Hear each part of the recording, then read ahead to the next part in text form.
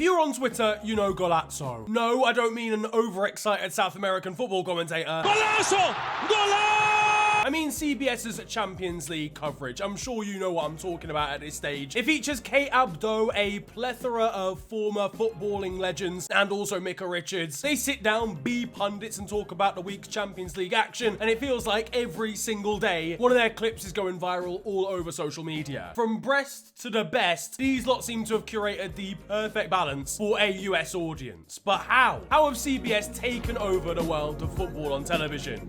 Back in 2024, the producer of CBS Sports' Golazo show went on holiday to Croatia. He was in a taxi when a taxi driver told him that his favorite show in the world of sports was the very one that he worked on. This is a man who works in New York. He's on holiday somewhere in the Balkans, and a random taxi driver is telling him how much he loves CBS Sports. Thierry Henry these days gets stopped and asked more about the likes of Micah Richards and Jamie Carragher than he gets stopped about his Arsenal career and his Champions League at Barcelona. That is the level of popularity we're talking about here. And it's no surprise given the metrics. For the 2023-24 season, CBS reckon their Champions League coverage got them around 3.5 billion views across the entire campaign. They could probably hardly believe they'd gained so much success when they first took on a Champions League contract in 2020, and have now since signed a new 6-year deal starting in 2024 to cover the Champions League in America all the way through to 2030. And it's no surprise their content's getting so many views when you've got classics like Jamie Carragher getting bevved at Borussia Dortmund, celebrating goals with the yellow wall. Micah Richards losing it at Jamie Carragher attempting to pronounce Internazionale.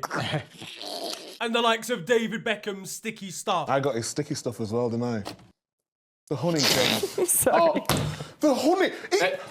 I mean, it's absolute chaos. It's carnage on a day-to-day basis. Imagine Roy Keane on this foolishness. He'd strangle a cameraman before they'd even finished any analysis. I might smash into somebody. Speaking of which, has anyone actually ever seen any analysis on this show before? We go in a little bit closer. But no, I'm being deadly serious. The entertainment value of the clips and of the show, generally speaking, is absolutely golden. Compare some of the stuff that comes out of this show and then look at like Sky Sports' coverage. And yeah, you do get like some absolute classic moments like Roy Keane calling Andy Robertson a baby, Roy Keane getting annoyed at David De Gea, Roy Keane, it's usually Roy Keane actually the more I think about it. But overall, CBS is on like a different stratosphere. I'm left depressed realizing that Americans get to watch this entertainment. Meanwhile, I've got to listen to Rio Ferdinand chat more was than he did at his marriage counselling review. Ballon d'Or! Ballon d'Or!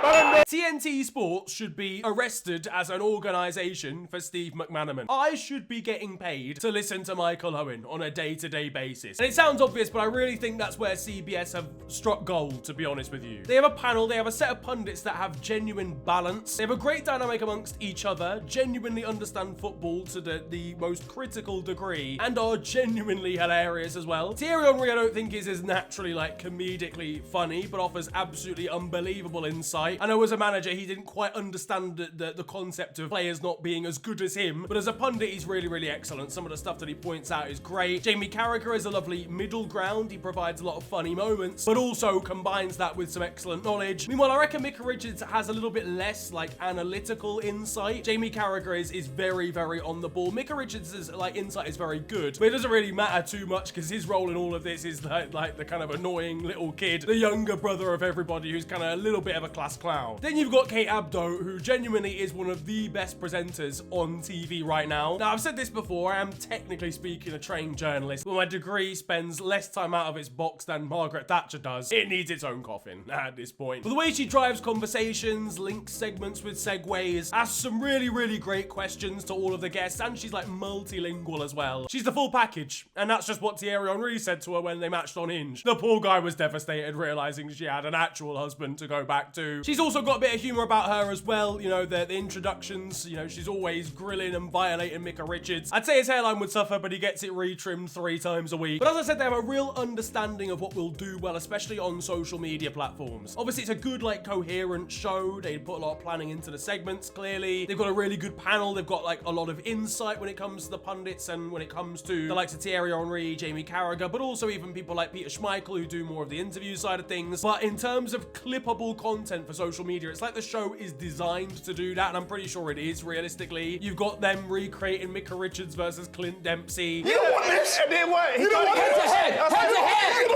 You don't want this, baby! You know what time it is? Kate Abdo getting her own new surname wrong. It is so good to have you with us tonight, K-Dab. Okay. I've just realised I've been calling her Kate Abdo the whole time. But none more so than Brest, who proved to be a firm favourite for Micah Richards. And also the French football club tickled him as well. Brest, just let's forget about it. I actually don't.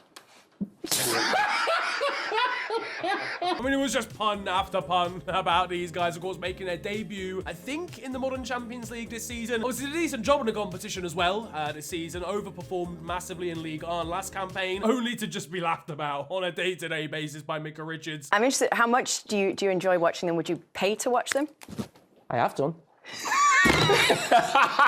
They took it well, and it wasn't, it wasn't a violation. It was just, I guess, funny child humor. And they even provided some shirts for the CBS panel for Micah Richards himself, so he could get his hands on Brest firmly. But they did massively miss an opportunity when it comes to Thierry Henry. His nickname is literally TT, man. Come on, just put that on the back of the shirt. Genuinely, it's gonna sound like this video is sponsored. It's not. I'm gonna get into other things in a second. But it's just like, even Micah Richards' laugh just accentuates everything. I literally cried laughing the first time I saw Jamie Carragher trying to communicate with Rafael Leao. You play Inter Milan are playing tomorrow, Internazionale. You like do? I didn't. Honestly, the thing is, Rafael, you're not the only one. There's people that actually speak English as their first language that can't understand Jamie Carragher either. I just love the authenticity of him trying to explain himself in the knowledge that Rafa has no idea what's going on. It does all feel very honest, it does all feel very real, and it feels like their own actual personalities are coming through on TV in a similar way to like what Sky Sports do with the likes of Roy Keane, with Micah Richards, who of course I think made his punditry debut on Sky Sports rather than CBS, but it's just accentuated even more. It feels like they're allowed to do what they like and allowed to have a bit of fun, which is why everybody resonates with it. But of course, naturally, with things that end up a little bit unhinged and a little bit freeform, you do get a little bit of controversy as well. It's not all fun and games. It's not all Brest and TT. Because back in March of 2024, in a little bit of a bet after seeing Micah Richards wearing an Arsenal shirt as a child, having been a fan of the club when he was just a kid, he was convinced to wear an Arsenal shirt live on the broadcast. It was pretty funny, having come through Manchester City's youth academy and obviously played for them for the majority of his career, to now find out suddenly out of nowhere that he was an Arsenal fan and have to wear the kit on live TV. Well, it was entertaining. The problem was then it kind of carried on into then Jamie suggesting that Kate Abdo Kate Scott,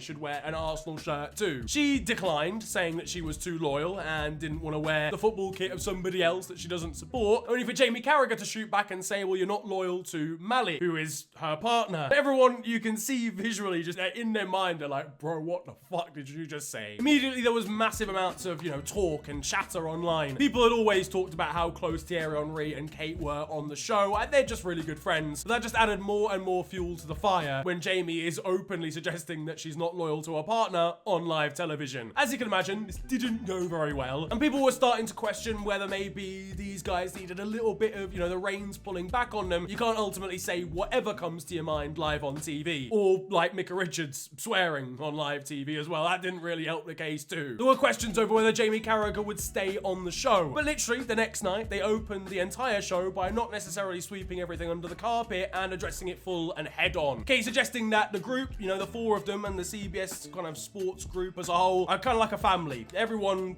definitely takes it too far at some point, saying that Jamie had apologized to her, but at the end of the day we all have one annoying family member who takes it a little bit too far sometimes. And that was the end of it, and genuinely that felt like a really, really good way of handling the situation. As I said, I think one of the main reasons people like this show, and it's, again, it really sounds like this is sponsored. It's absolutely not, can confirm. I just think this show does deserve like actual YouTube sort of coherent video essay flowers, because it has been able to achieve something in terms of like garnering an audience in a country where football wasn't even that massive 4 years ago in comparison to where it is now, and really, really engaging them properly. And it's done so in a nice way. It is funny. I mean, to me, it is anyway, and to a lot of people, clearly it is entertainment. Do they go maybe a little bit too far into the entertainment side rather than the analytical side? Maybe at times. Would it work in the UK? That's another big question that people have asked. And to be honest with you, I don't think in the format that it is absolutely right now, it would. Does Peter, 62, want to see iShow Speed barking live on TV when he's trying to watch Aston Villa versus Club Brugge? Probably not.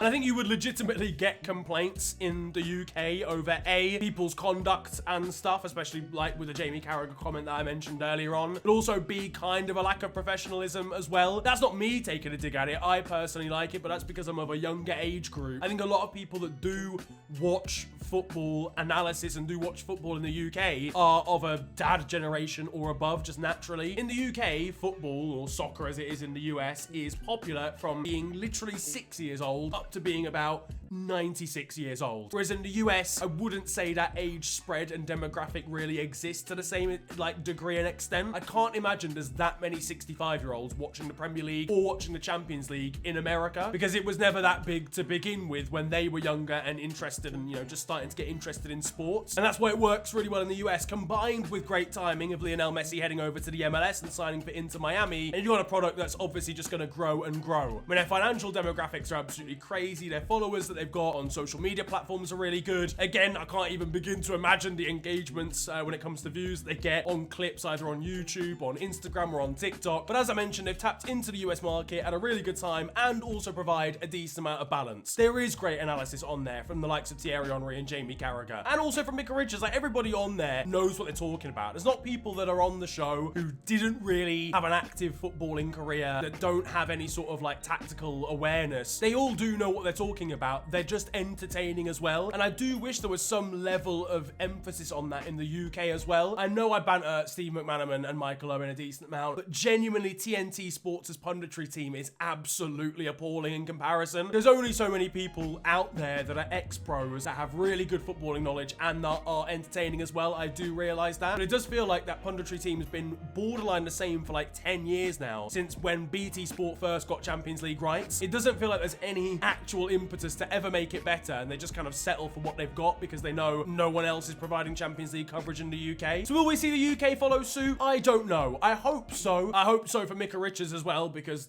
well, the buttons are broken on his suit. But I genuinely, whilst TNT Sports have the actual rights, I'm really not sure how much it is going to change, truthfully. I think a couple more years, though, of CBS doing their thing and showing how well they can do online with the clips that they have, with the pundits that they have, and other, you know, TV channels in the UK might start to act a little bit differently. What are your thoughts on it? You know, because it goes viral every single week, genuinely. I'm sure you guys have seen these lot chatting was on TikTok many a time. Do you like their coverage? Would you like to see similar stuff in the UK when you're watching Sky Sports or TNT? Drop it down below. If you have enjoyed this video, though, feel free to slap a like on it. Subscribe if you are new to the channel. You can also follow me on social media. It is at @officialfng on Twitter, Insta, and on TikTok. But it's been a pleasure ranting at you guys today. Have a wonderful day. Enjoy yourselves, and goodbye.